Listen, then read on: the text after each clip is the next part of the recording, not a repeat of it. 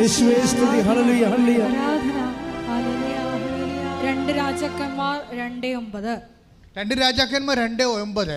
മറുകര എത്തിയപ്പോൾ ഏലിയ എലീശായോട് പറഞ്ഞു, നിന്നിൽ നിന്ന് എടുക്കപ്പെടുന്നതിന് മുമ്പ് ഞാൻ എന്താണ് ചെയ്തു തരേണ്ടത്?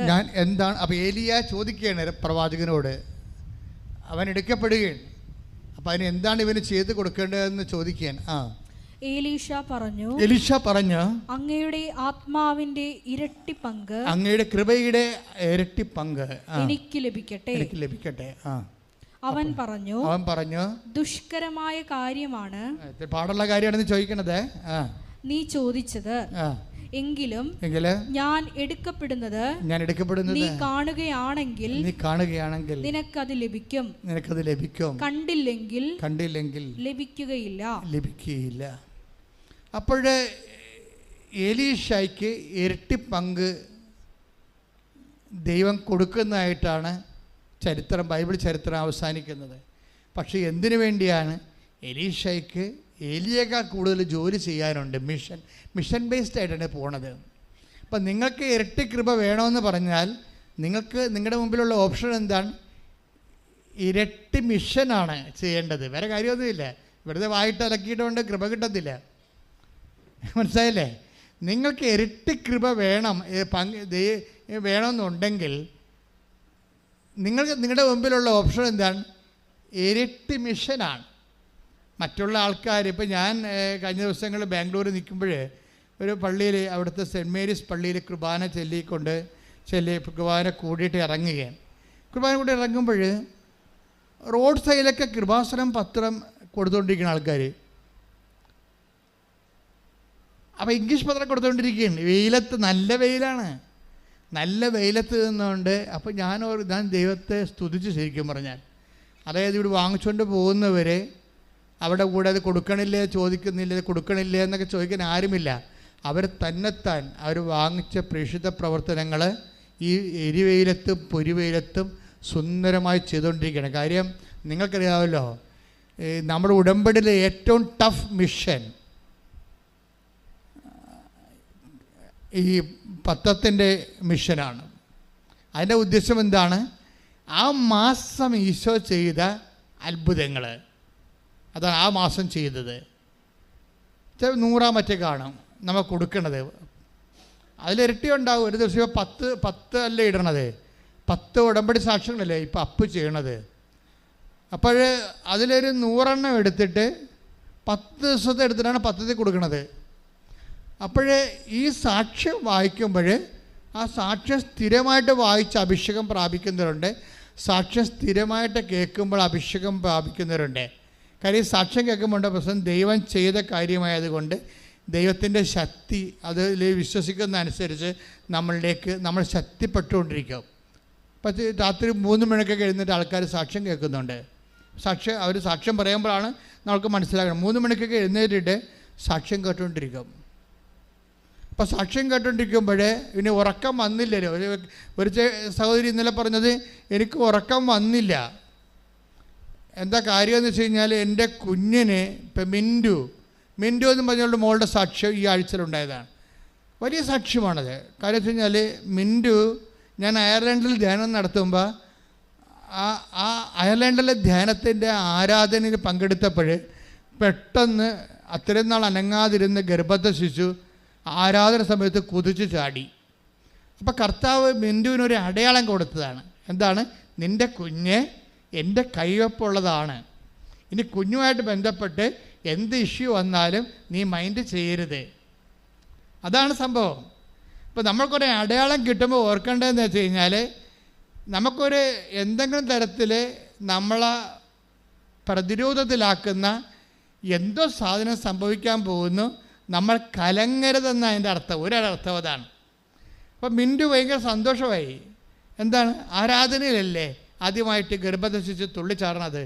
ഇപ്പം കർത്താവിൻ്റെ കയ്യൊപ്പുള്ള കുഞ്ഞാണ് എന്നവൾ ധരിച്ച് പ്രാർത്ഥിച്ചിരിക്കുന്ന സമയത്ത് പെട്ടെന്ന് കുഞ്ഞിന് അതിൻ്റെ നടുവലിൻ്റെ മൂട്ടിൽ ഒരു മുഴ വരാൻ തുടങ്ങി, ട്യൂമർ വരാൻ തുടങ്ങി. അത് ട്യൂമറാണെന്ന് കണ്ട് ബ്ലീഡിങ്ങൊക്കെ വന്ന് നോക്കിയപ്പോൾ ട്യൂമറാണ്. ട്യൂമറാകുമ്പോൾ ഡോക്ടർ പറഞ്ഞു ഈ ട്യൂമർ വളർന്നു കൊണ്ടേയിരിക്കുകയാണ്. വളർന്നുകൊണ്ടിരിക്കുമ്പോൾ വരുന്ന പ്രശ്നം, ട്യൂമർ എന്ന് പറയുന്ന ഒരു ബലൂൺ പോലെ ഇങ്ങനെ കുറേ വെള്ളമായിട്ടൊക്കെ ഇരിക്കും. അതിങ്ങനെ വളർന്നിരിക്കുകയാണ്. അപ്പോൾ സ്വാഭാവികമായിട്ട് കുഞ്ഞിൻ്റെ രക്തം മുഴുവനും ട്യൂമർ വിഴുങ്ങും. കുഞ്ഞ് രക്തമില്ലാതെ കുഞ്ഞിന് ലിവർ അടിച്ചു പോകും, ബ്രെയിൻ ചുരുങ്ങിപ്പോകും. അങ്ങനെ കിഡ്നി, 3 പ്രശ്നമാണ് ട്യൂമർ ഉണ്ടാകുമ്പോൾ. അപ്പോൾ ഇതെല്ലാം കേട്ടിട്ട് ഇവൾ കിടുങ്ങിപ്പോവും അങ്ങോട്ട്. കാര്യമൊക്കെ മനസ്സിലാവും, കുഞ്ഞ് മരിച്ചു പോകുമെന്ന് മനസ്സിലാവും, ട്യൂമർ വളരെ. പക്ഷേ ഇവൾ ഉടമ്പടിയിൽ അങ്ങ് ഉറച്ചു നിൽക്കും.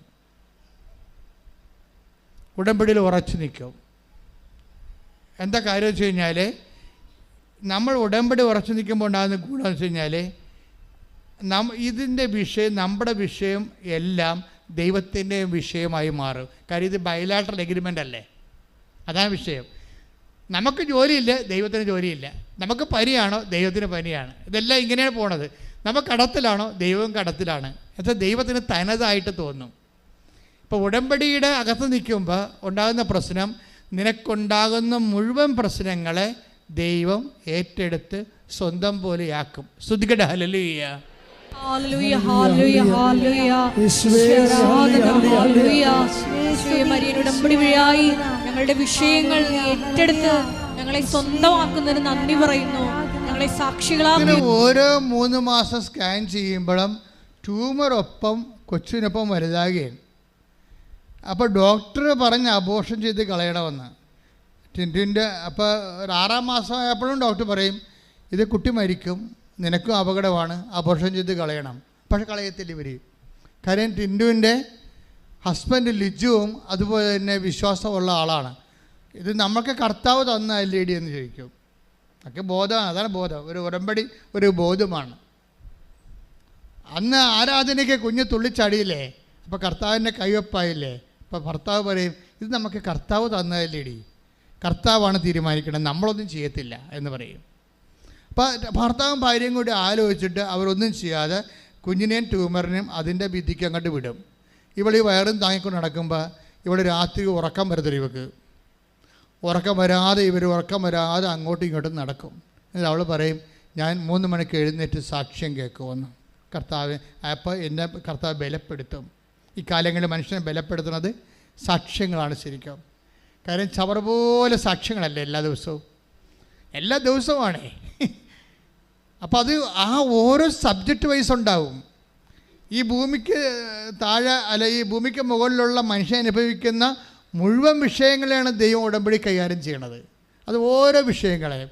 അപ്പോൾ ഇവൾ പറയും ഞാൻ എന്ത് ചെയ്യുന്നറിയാവോ, കൂടുതൽ വേദനയൊക്കെ വരുന്ന ബ്ലീഡിങ് കൂടുന്ന കാണുമ്പോൾ ഞാൻ എന്ത് ചെയ്യും, ഉടമ്പടി തൈലം എടുത്തിട്ട് എൻ്റെ അടിവയറ്റിൽ തേച്ച് കുരിച്ചിടും. കാര്യം നമുക്ക് ഉടമ്പടിയിലെ ദൃശ്യമായ കുറേ അടയാളങ്ങൾ കയ്യിൽ തന്നിട്ടുണ്ടല്ലേ. എന്തൊക്കെയാണ്? ഉടമ്പടി തൈലം, ഉപ്പ്, പിന്നെന്താണ് കാശുരൂപം. അപ്പം കുറേ അടയാളങ്ങളുണ്ട്. അപ്പം അതുകൊണ്ടാണ് ഇതൊന്നും നിങ്ങൾ കൈമാറ്റം ചെയ്യരുത് എന്ന് പറഞ്ഞതിൻ്റെ കാരണം, അത് വർക്കൗട്ട് ചെയ്യണത് ആരാണ് ദൈവമായിട്ട് ഉടമ്പടി ചെയ്തിരിക്കണത്, അയാളുടെ മൊറാലിറ്റിയിൽ മാത്രമേ ഇത് വർക്കൗട്ട് ചെയ്യത്തുള്ളൂ. പിന്നെ അയാൾ ഒത്തിരി ആഗ്രഹിച്ചിട്ട് കണ്ണീരിട്ട് ദൈവതിരുസന്നിധി പറയാണ് ഞാനിത് കാനഡയ്ക്ക് കൊടുത്തു വിടുകയാണ്, എൻ്റെ മകൾ അവിടെയാണ്, അവൾക്ക് വേറെ ആരുമില്ല, എനിക്കും പോകാൻ പറ്റണില്ല, അതുകൊണ്ട് ഇത് വർക്കൗട്ട് ചെയ്യണമെന്ന് ദൈവത്തോട് പറഞ്ഞാൽ ദൈവം അത് അക്സെപ്റ്റ് ചെയ്യണത് അവർ തമ്മിലുള്ള ബന്ധത്തിൻ്റെ പേരിലാണ്.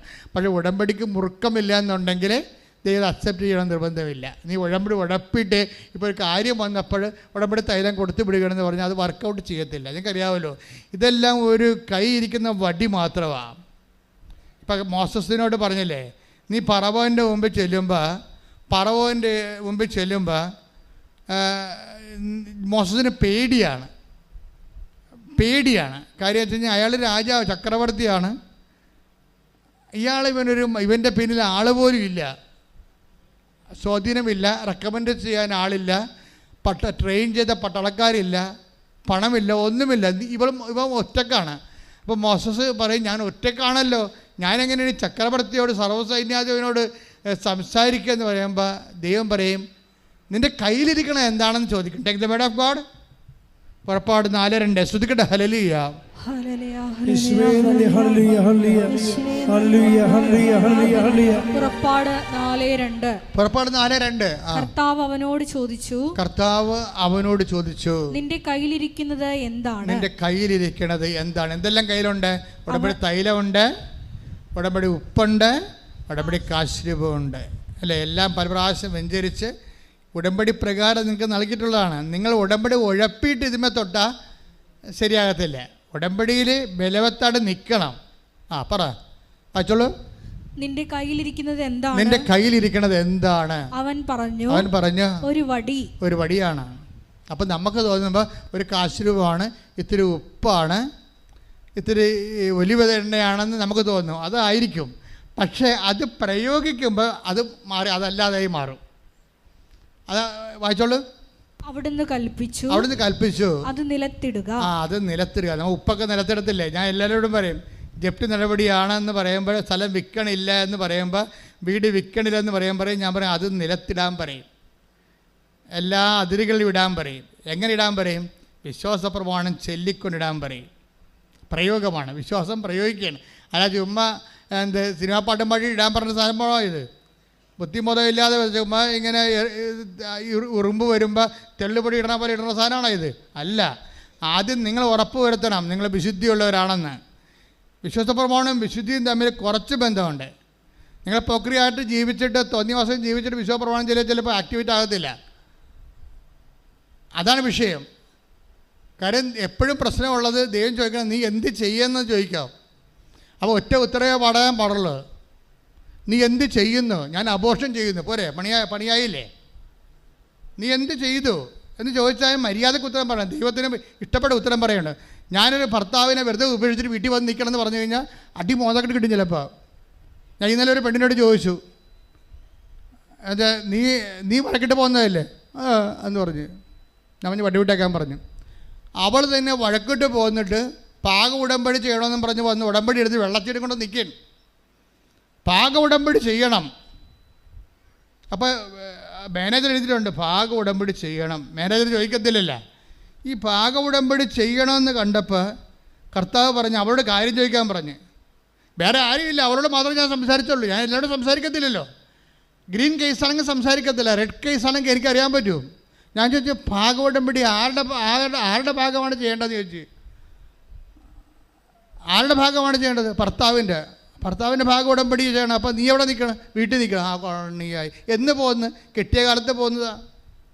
കെട്ടിയ കാലത്ത് ഇവളുടെ എന്തോ ഉടായ്പ ബന്ധത്തിൽ അല്ലെങ്കിൽ ബന്ധമില്ലെങ്കിലും അവളുടെ താല്പര്യക്കുറവാ, ചിലപ്പോൾ ഈ മദ്യപാനിയ എന്തെങ്കിലുമൊക്കെ ആയിട്ടായിരിക്കും. പക്ഷേ മദ്യപാനികളുടെ കൂടെ ആരും താമസിക്കണില്ലേ? കേരളം തന്നെ ജീവിക്കണ മദ്യപാനം കൊണ്ടാണ് അല്ലേ? അല്ലെങ്കിൽ പിന്നെ ഈ ഗവൺമെൻറ് ഇതൊക്കെ അടച്ചുപൂട്ടത്തില്ലേ? അപ്പം നമ്മളാണ് ശ്രദ്ധിക്കേണ്ടത്. തിന്മ ചെയ്യാനുള്ള സാഹചര്യങ്ങൾ ഗവൺമെൻറ് തന്നെ അതിൻ്റെ സ്പോൺസറായി മാറുമ്പോഴേ ജീവിക്കണോ വേണ്ടെന്ന് തീരുമാനിക്കേണ്ടത് ആരാണ്? നമ്മളാണ് തീരുമാനിക്കേണ്ടത്. അല്ല ഗവൺമെൻറ്റിന് ടാക്സ് കൊടുക്കൊന്നും പറഞ്ഞുകൊണ്ട് നമ്മളെ കാര്യം മദ്യപിച്ചാൽ ശരിയാവുക. അപ്പോൾ സ്വാഭാവികമായിട്ട് ഇങ്ങനെയുള്ള സിറ്റുവേഷൻസ് പാപ സാഹചര്യങ്ങൾ ലോകത്തിലുണ്ടാകും. അത് ഗവൺമെൻറ് സ്പോൺസേർഡുമായിരിക്കും ചിലപ്പോൾ സമയത്ത്. പക്ഷേ നമ്മളല്ല അത് ജീവിക്കേണ്ടത്. എത്ര ഉടമ്പടിയിലൂടെയാണ് ഭർത്താക്കന്മാരെ അവിടെ വിശുദ്ധിയിലേക്ക് ഭാര്യമാരെ കൊണ്ടുവന്നിരിക്കുന്നത്. ഇപ്പോൾ ഓടിപ്പോകുന്നത് അന്ന് ഓടിപ്പോകുന്നതാണ്. ഞാൻ മക്കളുണ്ടായില്ലെന്ന് തിരക്കിയില്ല. കാര്യം ആ കേസ് ദൈവത്തിൻ്റെ അല്ലാത്ത കാരണം എൻ്റെതുമല്ല. അപ്പോൾ ഞാൻ പറഞ്ഞ് നീ ചെയ്തിരിക്കുന്ന കാര്യങ്ങളുടെ മേലെ നിനക്ക് അവകാശമില്ലെന്ന് പറഞ്ഞു. എന്താ കാര്യം? അന്ന് ഓടിപ്പോകുന്നതിന് ശേഷം ഇന്നിപ്പോൾ അവൾക്ക് അയാളുടെ ഓഹരി വേണം. അതാണ് പ്രശ്നം. അതിനകത്ത് മാനുഷികമായിട്ട് പോലും നീതിയില്ല. കഴുത്തല്ലൊരു താലി കെട്ടിയെന്നും പറഞ്ഞ് കൂടെ നിന്ന് കൂടെ ജീവിച്ച് അവിടെ മക്കളെ വളർത്തി ഒരുമിച്ച് ജീവിക്കുമ്പോഴല്ലേ ഭർത്താവിന് അവകാശം ഉണ്ടാകണത്. ഇത് വിദ്യാർത്ഥിയുടെ കോടതിയായി ചിലപ്പോൾ കോടതി പോയത് രക്ഷപ്പെടുമായിരിക്കും. പക്ഷേ ദൈവത്തിനും ഇന്ന് രക്ഷപ്പെടത്തില്ല. എന്താ കാരണം? ഭാര്യയെന്ന ഉത്തരവാദിത്തം അമ്മയെന്നുള്ള ഉത്തരവാദിത്തം നീ നിർവഹിച്ചിട്ടില്ല.